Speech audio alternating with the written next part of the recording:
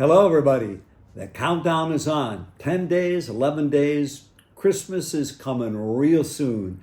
How are you feeling? I often ask people that week before Christmas each year to see what's going on. And I'll tell you, a common expression I've heard several times, and it was always a word that intrigued me when I've said, how you feeling? A few different times somebody has said, discombobulated.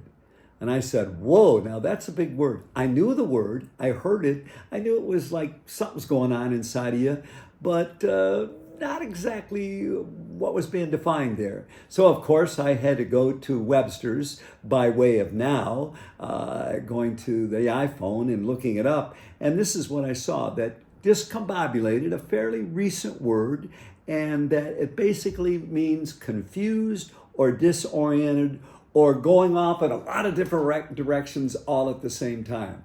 Sound like, for some people, preparation for Christmas? Probably. And it's probably one of those kind of fun words to say anyway, to discombobulated. And so I'd ask you, have you been discombobulated at any time lately?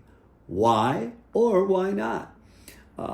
Obviously this season for Christians is meant to be the Advent Christmas season, a time of prayerful reflection, and hopefully people get some of that in too. But I know I've heard through the years people feeling, oh my gosh, I messed up Advent again because I wanted it to be peaceful and prayerful, always calm, going through everything patiently, and I didn't do it again. And hey, that can happen, can it? And bringing that up, obviously busyness is a factor. But I know I'm just going to tell you one story. This represents others too. A woman I remember talking to me recently, actually probably back in early November, and she was saying, this season of Advent's going to be different for me. And I said, well, tell me what goes on. She said, well, for all these years, and she said, I got adult kids that, this was a hectic time. And I just blamed it on being busy because I was. And then she mentioned that she came to some deeper insight that maybe has a value for all of us, at least somewhat.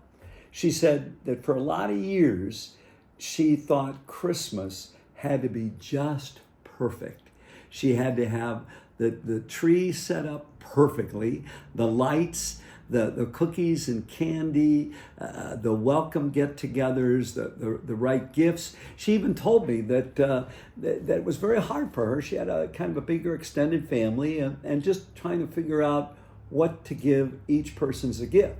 And then she told me, she was very good sharing this, she said for a while then she would get gift cards. But then she said she fussed over, am I giving the right gift card to the right person, trying to figure out which store should I get it for, or which restaurant. But anyway, as she said, up to including last year, it was kind of topsy-turvy, or maybe the right word is discombobulated. So I asked her, I said, was it going to be different this year? She said, oh yeah. And I said, yeah, more prayerful and everything. She said, well, part of it, I came to a deep self-awareness. I said, what was it?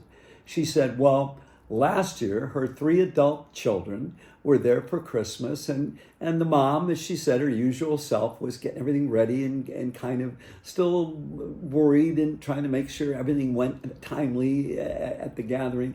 And she said her adult children got together. And she remembered these were 3 kids that when they were growing up, that sometimes they were adding to the difficulty. But here they were, now adults, appreciating mom more, and they basically sat her down and said to her, God can speak through loved ones, said, Mom, you always think you got to have it perfect. It doesn't need to be perfect. What we appreciate even in all of this is you're here, Dad's here, we're together. Please know that. That's what matters most, the relationships. And they told her very openly, they said, sometimes you get so tied up that then what we want with you, you have an edge to you to try to make it go perfect. Let it go. We love you as you are. Maybe we didn't when we were teenagers, but we appreciate you all the more now. So this woman back in November was saying to me, and I talked to her one time since, that this Christmas would be different. She was able to really let go of having to have it perfect and letting other people be involved, because she thought she had to have the perfect meal and do it all herself and not rely on the kids. And they said, no, we want to do. Let us help. Let us do it together. Let's have fun. You don't have to do it all. And this woman talking to me said, well, she had kind of grown up with the model of her mother that way, and then realized, nope, it's true. The greatest gift she could give her kids is not figuring out which gift card to get, but just being there and having fun and enjoying one another's company. And so I think of that, and one of the things I told her, and I've said to other people, I said, you know who had every right to be discombobulated was the Holy Family. Think about that. First of all, Joseph and Mary find out at different times that she's pregnant with the Holy Spirit, and that didn't work so well initially. Obviously very concerned was Joseph. That gets settled down. And then what happens? Yes, the 9th month, she's going to go. Well, that's when they had to take the census and go to Bethlehem in her 9th month. And you can imagine that had to be somewhat discombobulating, even if there's no Jewish word for that. And so that happened. We know the story. No room in the inn. They end up in the cave and everything. But we see, and I'm sure they had their moments. We can romanticize it, idealize it a little. They're human. They probably had their moments. But then in the overall sense, no, the joy, the peace, the baby that was born. And that baby that was born, we want to remember, is a baby who grew up, a baby who wants to be present to us, and a baby who says, let me give you peace. Let go of all the other stuff. Know that you don't have to be perfect, because I, God, showing you in Jesus, love you as you are.